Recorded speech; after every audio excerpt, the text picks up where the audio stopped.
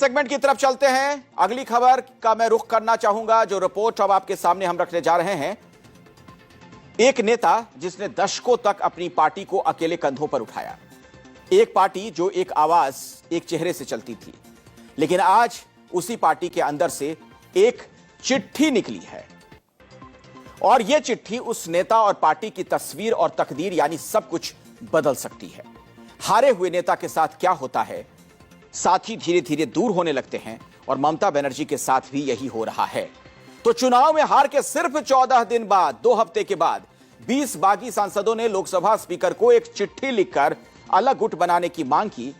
यह कोई आम बात नहीं है, यह तृणमूल कांग्रेस के अंदर खुली बगावत का पहला सबूत है। चिट्ठी में जिन टीएमसी सांसदों के दस्तखत हैं वो आज सामने आया। हालांकि इस लेटर का सिर्फ साइन वाला हिस्सा ही सामने आया है। इसमें क्या लिखा गया था यह सामने नहीं आया। इस लेटर में सिर्फ 19 लोकसभा सांसदों के ही नाम हैं, एक नाम सामने नहीं आ रहा है। इस चिट्ठी में नाम कौन कौन से हैं पहले तो वो आप जान लीजिए। काकोली घोष दस्तीदार, शताब्दी रॉय, बापी हलदार, डॉक्टर शर्मिला सरकार, प्रसून बैनर्जी, जगदीश वर्मा बसूनिया, असित कुमार माल, अरूप चक्रवर्ती, कालीपदा सोरेन, दीपक अधिकारी, जून मालिया, पार्थ भौमिक, सायोनी घोष, खलीलुर रहमान, अबू ताहिर खान, यूसुफ पठान, मिताली बाग, माला रॉय और रचना बनर्जी। तो ये वो चेहरे हैं जिन्हें खुद ममता दीदी ने आगे बढ़ाया था। तो सवाल यही कि क्या ममता बनर्जी की पार्टी टूटने की कगार पर है, और अगर पार्टी टूटती है तो बंगाल की सियासत का नक्शा कैसे बदल जाएगा। काकोली घोष दस्तीदार के नेतृत्व वाले इस बागी गुट ने लोकसभा में अलग गुट के रूप में मान्यता दिए जाने का दावा पेश किया। हालांकि सब कुछ सोशल मीडिया पर ही चल रहा है, कोई ऑफिशियल ऐलान या लेटर सार्वजनिक नहीं किया गया। इस बीच जिन लोगों के नाम बागी सांसदों की चर्चा में थे उसमें से शत्रुघ्न सिन्हा अब खुलकर बोल रहे हैं। बहुत फॉर्मली, स्ट्रांगली सुख दुख का साथी हूं लोगों का, और खासकर मैं इस घड़ी में बिल्कुल ममता जी के साथ हूं, उनके साथ था और उनके साथ ही रहूंगा। फिलहाल मेरा कोई इरादा नहीं है किसी और दिशा में जाने के लिए या कोई और रुख अख्तियार करने के लिए। 8 जून को टीएमसी के लोकसभा के 20 सांसदों ने एनडीए सरकार को समर्थन देने का फैसला किया था। सांसद और टीएमसी की पूर्व नेता काकोली घोष दस्तीदार ने कहा था कि सांसदों के साइन वाला पत्र लोकसभा स्पीकर ओम बिरला को भेज दिया है। इसमें अलग संसदीय ब्लॉक के रूप में अलग बैठने की व्यवस्था की मांग भी की गई है। टीएमसी के पास कुल 28 लोकसभा सांसद थे, जिनमें से 20 अलग हो गए।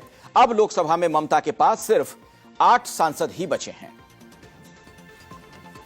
बागी सांसद जगदीश चंद्र बसूनिया का दावा यह कि रविवार को सभी बागी लोकसभा सांसद दिल्ली में बंगाल के मुख्यमंत्री शुवेंदु अधिकारी से मिलेंगे। फिर सोमवार को लोकसभा स्पीकर से मिलने का समय मिला है, यानी सोमवार को टीएमसी का भविष्य तय हो सकता है।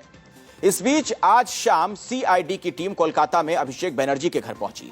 उस वक्त अभिषेक ममता बनर्जी से मिलने के बाद घर पर ही थे।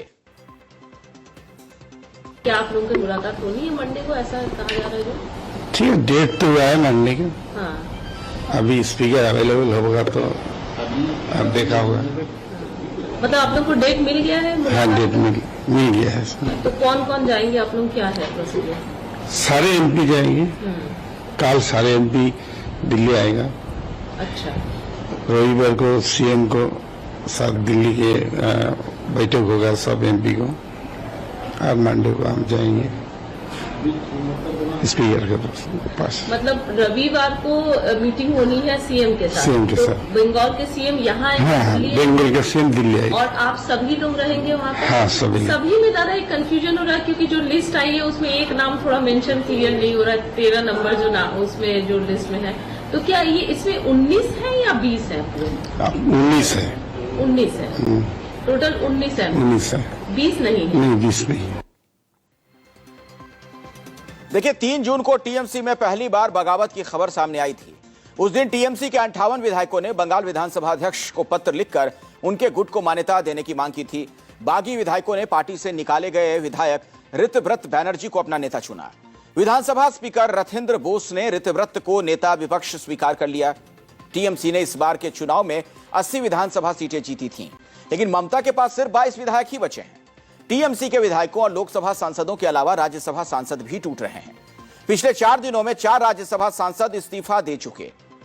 8 जून को सुखेंदु शेखर ने राज्यसभा की सदस्यता के साथ पार्टी छोड़ी। वो 2023 में राज्यसभा सदस्य बने थे और उनका कार्यकाल 2029 तक था। फिर 10 जून को सुष्मिता देव अलग हो गईं। उनका कार्यकाल अप्रैल 2024 से अप्रैल 2030 तक था। 11 जून को प्रकाश चिक ने भी इस्तीफा दिया। वो अगस्त 2023 में राज्यसभा गए थे और उनका कार्यकाल अगस्त 2029 तक था। और कोयल मलिक ने इस्तीफा दे दिया। कोयल मलिक 2 महीने पहले ही यानी अप्रैल में राज्यसभा सांसद बनी थीं और उनका कार्यकाल 2032 तक का था।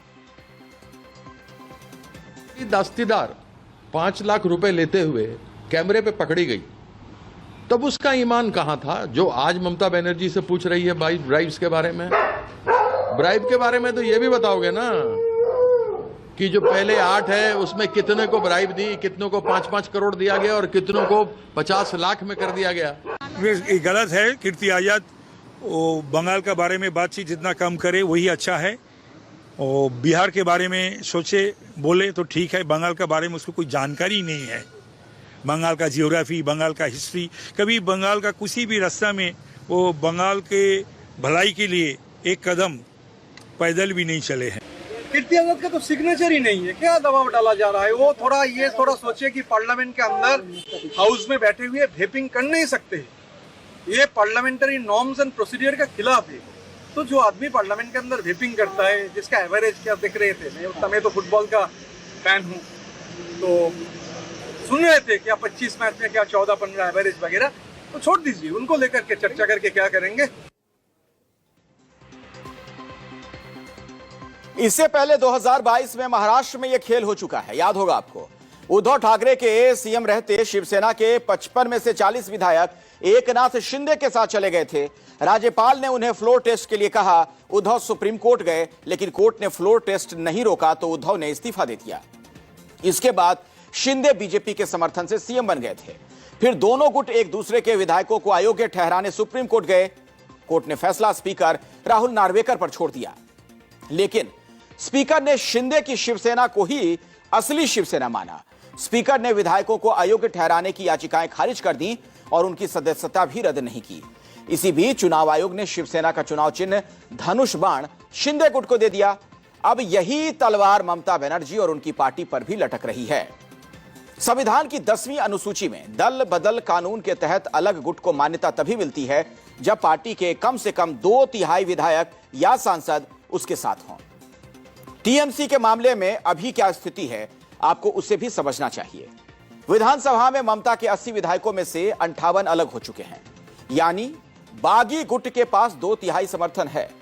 लोकसभा में 28 में से 20 सांसद बगावत कर चुके हैं, यानी यहां भी बागी गुट के पास 2/3 से ज्यादा बहुमत है। तो 2/3 सदस्य किसी दूसरी पार्टी में विलय कर सकते हैं या अलग गुट बनाकर उसकी मान्यता मांग सकते हैं।